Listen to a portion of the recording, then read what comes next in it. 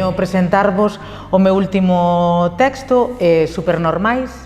Supernormais é un texto que nace da miña experiencia facendo teatro con persoas con diversidade funcional, de todas estas experiencias e todo o que eu sentín e vivín e as cousas que comprendín e aprendín facendo teatro con este colectivo, o que eu digo que é difícil chamar colectivo porque son persoas con necesidades e vivencias moi diferentes, non? Que non se igualan para nada, pois quedoume gana de escribir sobre todo isto que eu aprendera con eles, elas.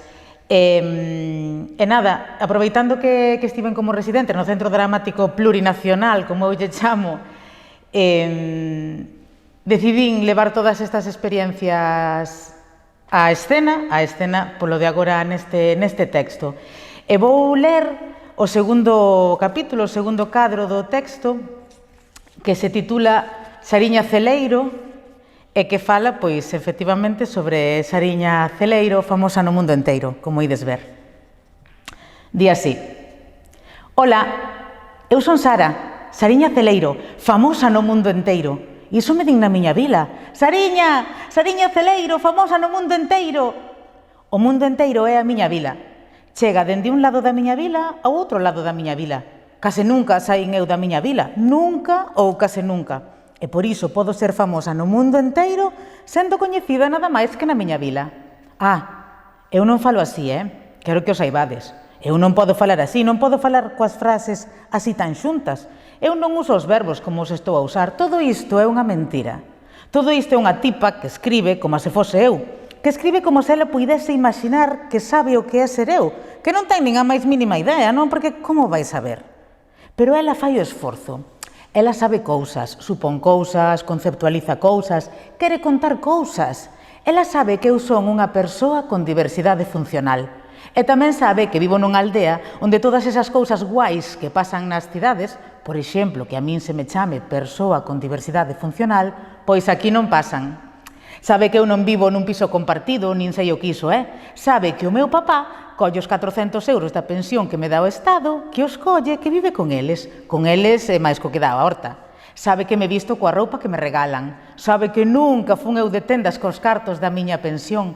Porque principalmente eu non sei que teño unha pensión e porque ademais, para que tería eu que poñerme guapa? Para que tería eu que maquillarme? Se total non teño eu a quen gustarlle porque ninguén me vai querer como o meu papá. Se total non saio eu da casa porque me van violar en canto saia pola porta. Díxomo o meu papá centos e millóns de veces. Aínda que eu non saiba canto é centos e millóns de veces, porque só sei contar até 12 e tampouco sei ler. E o argumento é sempre o mesmo. Total, para qué? Se apenas podo nin falar e moito menos pensar.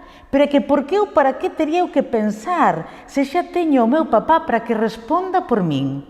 El sempre contesta antes que a min, porque eu tardo. Por exemplo, se alguén me pregunta: cal é a túa cor favorita, Sariña? Pois vai o meu pai e xa di: o azul. E así sempre. Aínda que sexan preguntas fáciles, Porque, en verdade, ninguén me fai preguntas difíciles, nin sequera interesantes. Quen ou para que podería facerme a min preguntas interesantes? A autora preocúpalle bastante isto de que eu non faga cousas interesantes, porque cree que teño unha vida sen ilusións, polo menos sen ilusións como as súas, de ter un traballo guai, de cobrar guai, de viaxar guai, de sair por aí, de ter parella. E amólalle que o máis importante na miña vida sexa ir á misa, porque sabe que iso é o que fago todos os domingos e festas de gardar. Ela pensa que a igrexa se aproveita da xente como a min, pero eu non penso que a igrexa se aproveite de min e dos demais que son como a min, porque a igrexa parécenos un sitio moi guai. E por qué?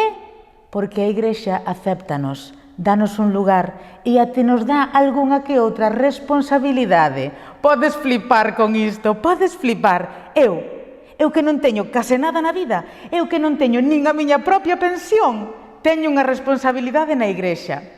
Che parece flipante? A tipa que escribe parecelle alucinante. A min pareceme o normal, porque levo anos vivindo con esta responsabilidade e ademais é que me dá a vidiña, entendes? Pero ela, a tipa que escribe, a tea que escribe, indígnase toda porque di que a igrexa se aproveita de nós. Se eu puidese falar, Se eu puidese pronunciar estas frases así veloces que estou a pronunciar, diríalle: a igrexa mola, e poñemos veas, e xogamos con lume, entendes? Só a igrexa nos deixa xogar con lume, subnormal. Sí, claro, chamaríalle subnormal. Porque é o que me chamaron a min toda a vida cada vez que fixen cousas que non estaban ben.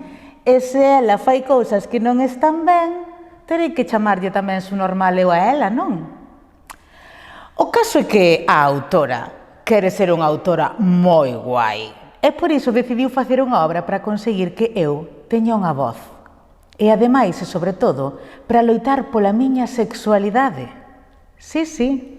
Porque ela cree que eu teño que ter dereito a unha sexualidade como di o artigo 10 da Real Decreto Legislativo 1/2013 do 29 de novembro, polo que se aproba o texto refundido da Lei Xeral de Dereitos das Persoas con Discapacidade. Pero é que eu nin sequera sei que son unha persoa con discapacidade. O caso é que a ela todo isto dalle igual. Ela o que quere é que eu foda como a unha tola. Sí, quere que eu foda como a unha tola.